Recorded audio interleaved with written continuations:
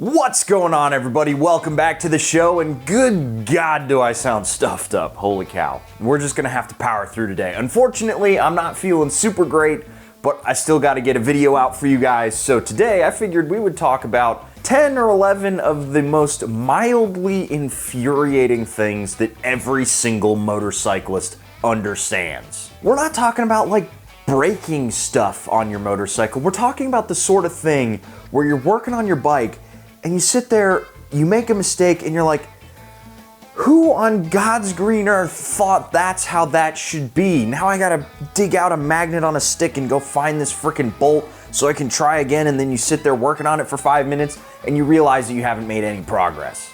We've all been there, right? Please tell me we've all been there. This one's all about having fun today, so let me know if you've encountered any of these mildly infuriating annoyances on your motorcycle, or let me know any ones that didn't make the list. And we're gonna start out today with the first one that I think every single motorcyclist has encountered.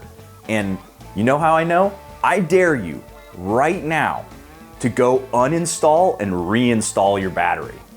See, you're not gonna do it because every single motorcyclist knows the pain of wasting 15 minutes trying to get 2 screws to thread up on their battery. Don't worry, we've all been there. It doesn't help that your battery never dies at a convenient time. You're always late for work or something and go out to start the bike and it's dead. Maybe you forgot to unplug your heated gear or you left your grips on overnight, but regardless, you're gonna have to hoof it to the auto parts store to get another battery. But then, when you find one, you have to install it. Oh, this'll be easy, you say to yourself. You undo the first 2 screws and then pull the battery out. Both of those retaining nuts usually fall right into the battery pan if you're lucky, but more often than not, they fall into the bottomless abyss of your motorcycle, ne'er to be seen again.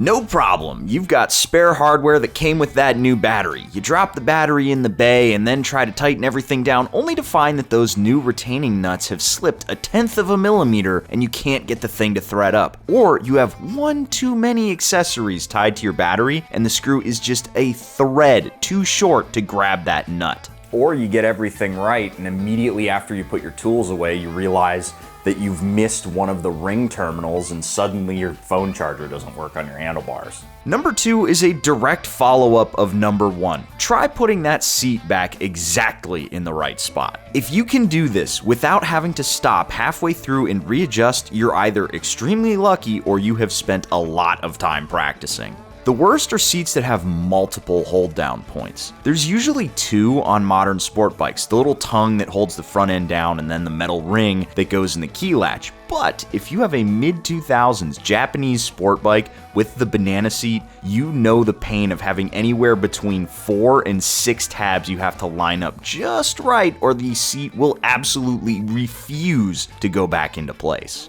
It's even worse if you've got a bunch of accessory wires running under the seat like I do on my 600. Every time I try to take the seat off and put it back on that bike, it's like playing Operation, except if I get it wrong, the game board doesn't shake, I just immediately short a wire directly to the frame.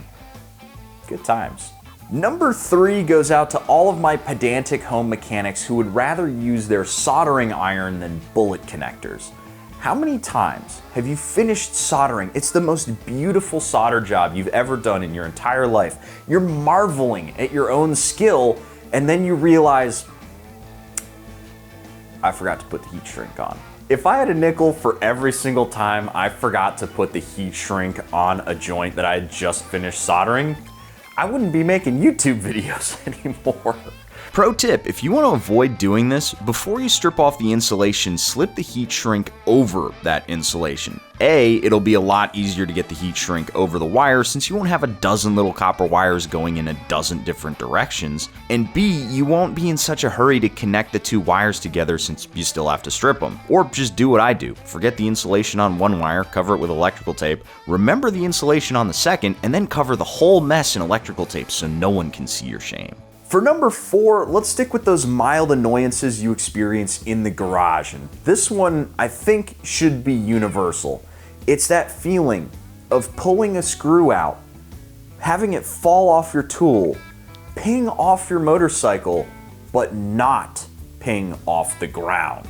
There are two things that I think universally send a mechanic into a pit of deep despair. One is turning that torque wrench right to the point where it starts to click and then feeling it get really loose all of a sudden. And the other is hearing that bolt disappear deep into the bowels of your motorcycle. You will seriously encounter all 5 stages of grief in about 60 seconds. Let's watch. Okay, don't drop it, don't drop it. Oh, sweet. All right, there's no way I lost that bolt. It's gotta be somewhere right here on top of the engine case. Where is it? Who the f even designed a bolt to go there? It wasn't even holding anything up, god damn it. What? Where the hell? Okay, I've got a whole bunch of spares. One of these should fit, not that one. I don't have a spare. I have to find that bolt. You know what? I lost it. Who cares?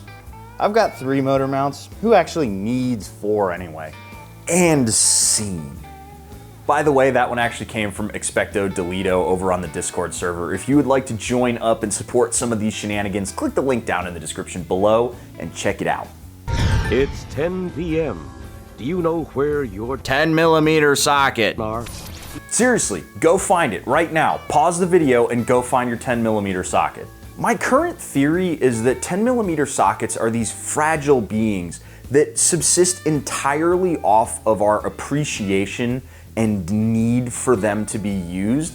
And if we don't constantly feed them with attention, they will just vaporize. They'll disappear right out of the toolbox. That is why every single time I walk past my toolbox, I whisper a sweet nothing to my 10mm socket to make sure it doesn't disappear. But seriously, why is it always the 10? Why isn't it something stupid that never gets used, like a 13? I know someone out there is gonna say, well, it's because the 10mm socket is constantly getting swapped in and out, and that increases its chances of getting lost. But you're constantly reaching for your phone, right? Why haven't you lost that? See, I have a much better explanation. Mummy curses are actually real. I think what happened was when they opened King Tut's tomb, they unleashed a biblical plague of missing 10mm sockets upon the world, and until someone can come up with a better explanation, that's the one I'm sticking with. Now it's time to leave the garage, and before you do, you gotta turn the motorcycle on. No problem, you've done this 1,000 times. You turn the key, pull in the clutch, hit the ignition, the bike starts up just fine. Now it's time to get rolling. You slap the bike in gear and it immediately dies. It takes you a second of staring at the instrument cluster, wondering what the hell happened before you realize, damn it, forgot to pull up the kickstand. Please tell me I'm not the only one out there who does this, then immediately starts thinking of all the things that could possibly be going wrong with the bike. Your neutral sensor not working, or maybe your kickstand switch is broken. Anything and everything goes through your head before you admit that you were too much of a bonehead to pick the bike up off the side stand. Or maybe I'm the only one out there who hears hoofbeats and thinks zebras and not horses. If you're by yourself when you do this, you're getting ready to leave for work or whatever, it's no big deal. But if you're like me and you do this all the time at the beginning of a group ride, everybody behind you is gonna laugh at you.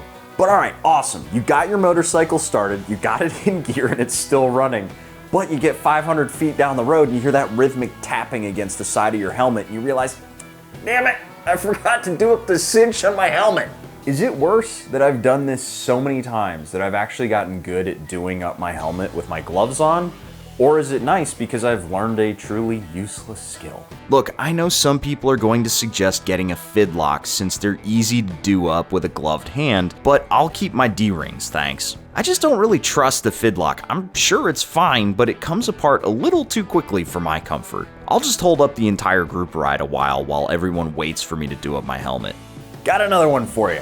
How about trying to fill up your gas tank all the way to the brim without having gas droplets spray all over your gas tank? For me, it's seriously every single time because I paid for 4.3 gallons and god damn it, I'm gonna use all 4.3 gallons of gas on this motorcycle. So I'm sitting there filling it up nice and slowly, waiting for it to click, then move the nozzle out just a little bit more, fill it up with gas more. Oh, and this is the last time. And then suddenly all of my fine motor skills go out the window.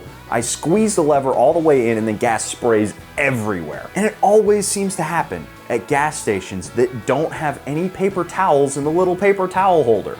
You always end up wiping away the rest of the gas with your glove, and then your hand smells like gasoline for the rest of the day. Last one, getting a bug splatter right on a freshly cleaned helmet visor. It's always right in the middle of the visor, and it's always right at the beginning of a ride. Always happens every time. Kind of makes a fellow wonder.